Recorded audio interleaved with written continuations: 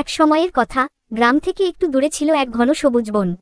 সেই বনে বাস করত অনেক প্রাণী, হরিণ, খরগোশ, হাতি, বানর আর এক বুদ্ধিমান বাঘ, যার নাম ছিল বাদল।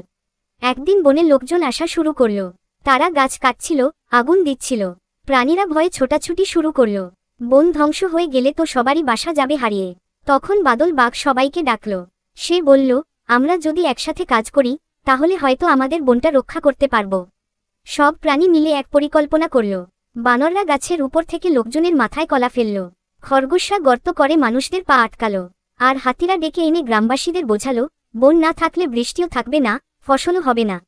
এক শিশু গ্রামবাসী, রুবেল, খুব অবাক হয়ে সব দেখছিল। সে গিয়ে তার বাবাকে বলল, বাবা, ওরা তো ভয় দেখাচ্ছে না, বরং আমাদের বোঝাচ্ছে। বন না থাকলে তো আমরাও বিপদে পড়ব। এইভাবে রুবেলের বাবার নেতৃত্বে গ্রামের লোকজন গাছ কাটা বন্ধ করল। ভিডিওটা ভালো লাগলে সাবস্ক্রাইব করতে ভুলবেন না।